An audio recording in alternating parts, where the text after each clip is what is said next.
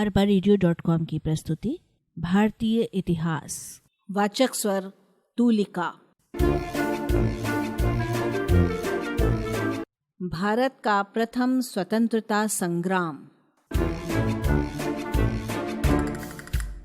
पिछले पार्ट में हमने जाना कि ब्रिटिश शासन की नीतियों का भारतीय जनजीवन के कृषि, वन, शिक्षा, दस्तकारी, शिल्प आदि क्षेत्रों पर बहुत बुरा प्रभाव पड़ा, जिसके कारण सन 1765 से 1856 के बीच भारत के विभिन्न भागों में बहुत से विद्रोह हुए। इनमें से सन्यासी, बहावी, पोलिगर, संथाल, मोपला के विद्रोह प्रमुख हैं। ये विद्रोह असंगठित एवं सीमित क्षेत्रों में थे, इसलिए अंग्रेजों की शक्तिशाली सेना द्वारा इन्हें आसानी से कुचल दिया गया।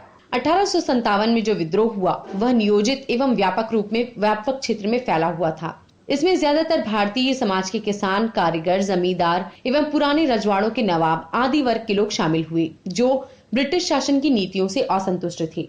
1857 के विद्रोह के पूर्व अंग्रेजों की नीतियों से पुराने शासक एवं जनता त्रस्त थी। अंग्रेजों ने भारतीय राजाओं से सहायक संधियां की थी, पर जनता उसका पालन अपनी मर्जी के अनुसार ही किया करती थी। राजाओं में डलहौजी की विलय नीति के प्रति बड़ा असंतोष था। इनमें झांसी, पूना तथा अवध मुख्य राज्य थे। इनके असंतोष के प्रमुख कारण इस प्रकार थे। पहला, झांसी के मृत राजा के दत्तक पुत्र को डलहौजी ने उत्तराधिकारी नहीं माना और 1853 में झांसी राज्य पर अंग्रेजों ने कब्जा कर लिया। दूसरा, 1851 में पेशवा बाजीराव की मृत्यु हो गई। इसके बाद उसके दत्तक पुत्र नानाजी साहब पेशवा को मिलने वाले पेंशन को अंग्रेजों ने बंद कर दिया। तीसरा, अवध के नवाब वाजिद अली शाह पर कुशासन का आरोप लगाकर उसके राज्य को छीन लिया गया। चौथा, अंग्रेजों की नई लगान व्यवस्था से जमींदारों, भूमि स्वामियों की शक्ति समाप्त हो गई। अंग्रेजों की इन नीतियों से शासन, सैनिक, जमींदार, भूमि स्वामी, कारीगर आदि सभी वर्ग के लोग प्रभावित हुए, जिससे उनमें असंतोष की भावना बलवती होती गई। किसानों और दस्तकारों की बदतर हालत।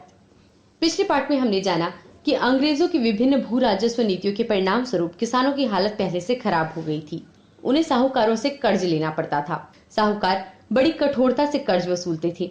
किसानों को उसके लिए अपनी जमीन जायदाद को भी बेचना पड़ा। इससे किसान बेरोजगार हो गए। इस प्रकार आम लोगों में कंपनी शासन के प्रति असंतोष की भावना पनपने लगी। इसके अतिरिक्त कंपनी की पक्षपात पूर्ण चुंगीकर नीति के कारण भारतीय दस्तकार एवं शिल्पी भी बेरोजगार हो गए थे। इससे उनमें भी असंतोष की भावना पनपने लगी थी। भारतीयों की नागरिक एवं सैनिक सेवाओं में उपेक्षा। अंग्रेजों की नीतियों के कारण भारतीयों की कृषि, उद्योग एवं व्यापार की अवनति हुई।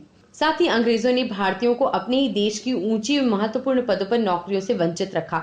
भारतीयों को न्यायिक, सैनिक एवं नागरिक सेवाओं में केवल छोटे पदों पर ही रखा जाता था। भारतीय रजवाड़े नष्ट हो गए थे और इससे उन पर आश्रित सैनिक, कर्मचारी, दस्तकार आदि सभी बेरोजगार हो गए थे। सामाजिक एवं धार्मिक सुधारों का विरोध। कंपनी शासकों ने भारतीय समाज में प्रचलित सती प्रथा और बालिका वधू के विरोध में तथा विधवा विवाह के पक्ष में नए कानून बनाए। इन सामाजिक बुराइयों को दूर करने का विचार भारतीय शिक्षित वर्ग ने दिया था, लेकिन इन कानूनों का समाज के रूढ़िवादी वर्ग ने भारी विरोध किया। ईसाई धर्म के प्रचार प्रसार से रूढ़िवादी चिंतित थे, उन्होंने इसका विरोध किया। इन सब के परिणाम स्वरूप भारतीय जनमानस में अंग्रेजी शासन के प्रति शंका एवं अविश्वास की भावना बढ़ती गई। भारतीय सैनिकों में असंतोष। अंग्रेजी सेना के अधिकांश सैनिक भारतीय किसान परिवारों से आए हुए थे। उनमें बंगाल के सैनिक अपनी वफादारी के लिए प्रसिद्ध थे। अंग्रेज सैनिक अधिकारी भारतीय सैनिकों को हेय दृष्टि से देखते थे। भारत की ब्रिटिश सेना में भारतीय सिपाहियों का अनुपात 1:5 से अधिक था। सेना में उन्हें अधिक ऊंचा पद नहीं दिया जाता था। गोरे सैनिकों की तुलना में उनका वेतन कम था। भारतीय सैनिकों पर तिलक लगाना, दाढ़ी रखना, पगड़ी बांधना जैसे पारंपरिक कार्यों पर प्रतिबंध था। उन्होंने युद्ध के लिए समुद्र पार पर अन्यत्र भेज दिया जाता था, जबकि समुद्र पार करना उन दिनों धर्म के विरुद्ध माना जाता था। इससे भारतीय सेना में असंतोष आने लगा। 1856 में भारतीय सैनिकों को एनफील्ड राइफल एवं नए कारतूस प्रयोग के लिए दिए गए। इन कारतूसों को खोलने के लिए दांतों से काटना पड़ता था। सैनिकों को आशंका थी कि नए कारतूस में गाय या सुअर की चर्बी मिली हुई थी, जिसके कारण उनकी धार्मिक भावनाओं को ठेस लगती थी। असंतोष का दावानल। 29 मार्च 1857 की बात है, जब कलकत्ता के निकट बैरकपुर की फौजी छावनी में सेना की परेड चल रही थी। इसी समय सेना के एक सिपाही मंगल पांडे ने नए बंदूक जिसकी कारतूस में चर्बी लगी हुई थी के प्रयोग से इनकार कर दिया। अंग्रेज अधिकारी ह्यूसन ने उसे इन बंदूकों एवं कारतूसों के प्रयोग करने का आदेश दिया, किंतु मंगल पांडे ने आदेश नहीं माना तो उसे गिरफ्तार करने का आदेश दे दिया गया। तब क्रोध में आकर मंगल पांडे ने ह्यूसन पर गोली चलाई। उसने पास खड़े अन्य अंग्रेज अधिकारियों पर भी गोली चला दी। देश के अन्य सैनिक छावनियों में विद्रोह जंगल की आग की तरह फैल गया। फलस्वरूप 10 मई 1857 को मेरठ छावनी की पूरी भारतीय पलटन ने विद्रोह कर दिया। उसने जेल में बंद अपने साथियों को छुड़ाकर दिल्ली की ओर प्रस्थान किया।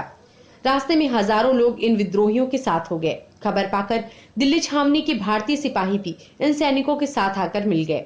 मुगल बादशाह बहादुर शाह जफर से नेतृत्व संभालने का आग्रह किया गया। विद्रोह के मुख्य केंद्र।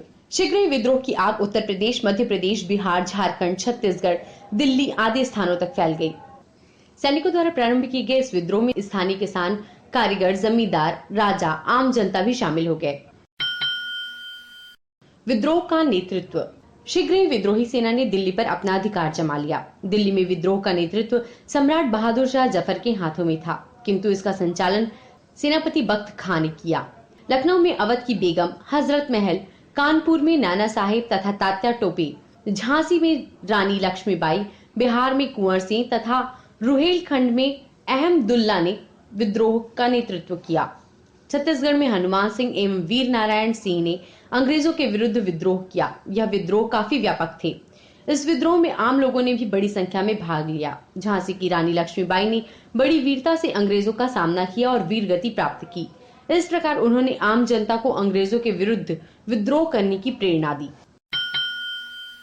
छत्तीसगढ़ में विप्लव। रायपुर जिले के बलौदा बाजार के पास सोना खान नामक स्थान है। वीर नारायण सिंह वहां के जमींदार थे। वे अपने जनहित कार्यों के फलस्वरूप लोकप्रिय थे। सन 1856 में सोना खान में भयंकर अकाल पड़ा। लोग अन्न के अभाव में भूखे मरने लगे। लोगों की जीवन रक्षा के लिए वीर नारायण सिंह ने एक व्यापारी के गोदाम में इकट्ठा कर रखे गए अनाज को जनता में बंटवा दिया। व्यापारी ने इसकी शिकायत अंग्रेज अधिकारियों से की, जिसके कारण वीर नारायण सिंह को गिरफ्तार कर रायपुर की जेल में बंद कर दिया गया। सन 1857 ईस्वी को वे रायपुर की जेल से भाग निकले। उन्होंने लगभग 500 किसानों की सेना संगठित कर ली। 1 दिसंबर 1857 को अंग्रेजों की सेना के साथ वीर नारायण सिंह का मुकाबला हुआ। अंग्रेजों ने सोना खान के पड़ोसी देवरी के जमींदार से मदद मांग ली। उसकी सहायता पाकर अंग्रेजों ने वीर नारायण सिंह को गिरफ्तार कर लिया। बाद में रायपुर लाकर दिखावे का मुकदमा चलाया और 10 दिसंबर 1857 को उनको फांसी दे दी गई। इस प्रकार देश की स्वाधीनता आंदोलन में यह महान सपूत शहीद हो गया।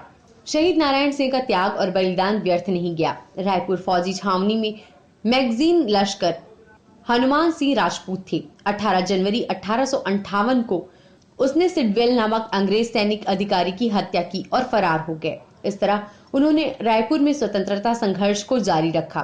अंग्रेजों ने हनुमान सिंह के 17 साथियों को गिरफ्तार कर लिया। गिरफ्तार लोगों पर 2 दिन मुकदमा चला। उन्हें सेना से बगावत करने एवं राजद्रोह करने के आरोप में 22 जनवरी 1858 को सैनिकों को जनता के समक्ष सार्वजनिक रूप से फांसी पर लटका दिया गया। वे शहीद थे सर्वश्री गाजी खां, शिव नारायण गुलेन, अब्दुल हमाद, पन्नालाल, माता दीन, बलिहू, ठाकुर सिंह, अकबर हुसैन, लाल सिंह, परमानंद, बदलू, दुर्गा प्रसाद, शोभाराम, नूर मोहम्मद, देवदीन एवं शिव गोविंद। इस विद्रोह में सभी जाति और धर्म के लोग शामिल थे। इससे प्रमाणित होता है कि इस अंचल में राष्ट्रीय हित की भावना सर्वोपरि थी। आंदोलन की असफलता। सन 1857 ईस्वी का विद्रोह भारत के व्यापक भूभाग में हुआ, किंतु अंग्रेजों की सत्ता का अंत करने में सफल नहीं हो सका। इसके कई कारण थे। विद्रोहियों के बीच केंद्रीय नेतृत्व का अभाव था। विद्रोहियों के पास पर्याप्त मात्रा में हथियार भी नहीं थे। इस समय के शिक्षित वर्ग एवं अधिकांश रजवाड़े विद्रोह में शामिल नहीं हुए। यह विद्रोह भारतीयों के लिए प्रेरणादायक सिद्ध हुआ। इससे भारतीय जनता में राष्ट्रीयता एवं चेतना का संचार हुआ। साथ ही अंग्रेजी शासन को गहरा धक्का भी पहुंचा। इस विद्रोह से यह स्पष्ट हो गया कि भारतीयों के मन में ब्रिटिश सत्ता के प्रति व्यापक असंतोष की भावना है। लोगों के मन में यह भाव पैदा हो गया था कि उनका देश कंपनी शासन के हाथों में सुरक्षित नहीं है। निसंदेह ये भारतीयों का एक देशभक्तिपूर्ण परंतु असंगठित विद्रोह था, जिसका भय अंग्रेजों को सदैव सताता रहा। इसके फलस्वरूप भारतीय राजनीति में राष्ट्रवाद का विकास हुआ। 1858 का भारत सरकार अधिनियम। भारत की नाराज प्रजा को शांत करने के उद्देश्य से इंग्लैंड की महारानी विक्टोरिया ने 1 नवंबर 1858 को एक घोषणा पत्र जारी किया, जिसमें कंपनी का शासन समाप्त कर भारत का शासन सीधे इंग्लैंड की संसद द्वारा संचालित करने की घोषणा की गई। भारतीय जनता के धार्मिक एवं सामाजिक पहलुओं के प्रति हस्तक्षेप की नीति अपनाई गई। प्राचीन परंपराओं का संरक्षण एवं सम्मान का आश्वासन दिया गया। सैद्धांतिक रूप से रानी विक्टोरिया का यह घोषणा पत्र बहुत महत्वपूर्ण था। अब गवर्नर जनरल वायसराय कहा जाने लगा, जो ब्रिटिश सम्राट के प्रतिनिधि के रूप में भारत का प्रमुख प्रशासक होता था। arbareadio.com की प्रस्तुति भारतीय इतिहास।